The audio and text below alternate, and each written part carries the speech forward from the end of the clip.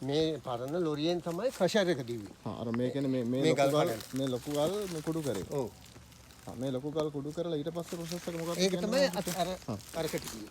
ඒක තමයි ඊට පස්සේ අර පොඩි වලට කැඩිලා ඊගාට වැලි කරන්නේ.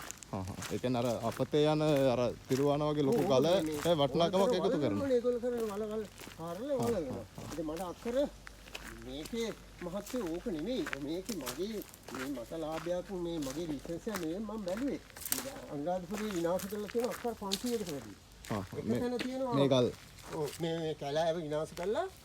ඒක මං කිව්වා මේ මොනවද සංචාරක කියන්නේ ටුවරිස්ට් ගම්මානයක් හදමු කියලා. ඒ කියන්නේ ඒකේ තියෙන ගල් ටික අයින් කරා. ඒකට මේ ලෙවල් එක. මෙන්න මේ ලෙවල් එක තියෙන්න ඕනේ. ඊට පස්සේ ඩිසයින් එකක් තියලා රජෙන්ම.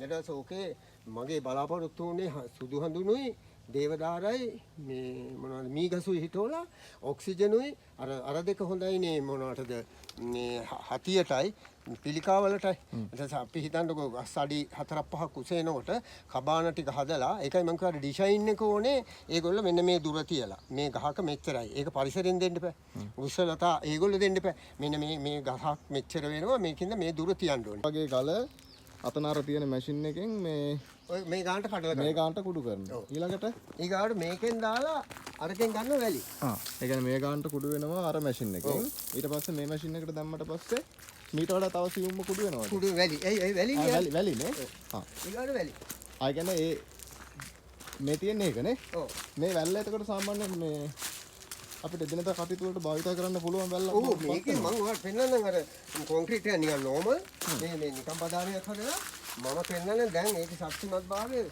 මේක මේ කියන්නේ මේ දැන් අර මේ වැලි ගතිය තියෙන්නේ අර මේ ලොකු ගල තමයි මේ කුඩු කරලා වැල්ල කරලා තියෙන්නේ නේ රයිට් ඔක නම හිතලා මේ නිකන් කපරාදුවට වගේ කොන්ක්‍රීට් එකක් ඒකට කපරාදුවට ඕනනේ පිටිවැල්ල ඕනේනේ එතකොට අපි මේකට ගිය ගමන් මේකේ ඩ්‍රම් දෙක හොඳටම හේතු වෙන්නේ එතකොට පිටිවැල්ලට රයිට් ඒ කියන්නේ මේකත් තව පිටි කරනවා පිටි කරනවා ඒකල අර බෑග් වලට යන්නේ මිනිස්සුන්ට ඇත්තම ගන්නවා මට ඔය කොළඹ ඉන්න කොන්ත්‍රාත් යාළුවෝ කිව්වා යාපනේ එතකොට නුවර පැත්තේම කන්ද උඩට ගෙනියන්න පුළුවන් 25 බෑග් එක පොලිසත් ඒකලත් එක්කත් කතා කරලා බෑග් හිටන් මේවා කරා මේක කෝටි ගානක ව්‍යාපාරයක් දැන්ට අක්‍රිය වෙලා අඩාල වෙලා තියෙන්නේ නේද මූල්‍ය අපහසුතාවයක් නිසා නේ ඔව් දැන් මේක අපි ඉස්සෙල්ලා මේ කියන්නේ රජේ ලියාපදිංචි කරලා ඔක්කොම කරලා මේ බදුත් ගෙවලා තියෙනවා මම තමයි මේ ව්‍යාපාරය නැවත ගොඩනගා ගන්න මොකද්ද මේ අවශ්‍ය වෙන්නේ මූල්‍ය පහසුකමක් තමයි මූල්‍ය පහසුකමක් යම් කිසි මූල්‍ය පහසුකමක් තිබ්බොත් නැවත මේ අපතේ යන වැලි ගල් වලට වටිනාකමක් එකතු කරපු හොඳ නිෂ්පාදනයක්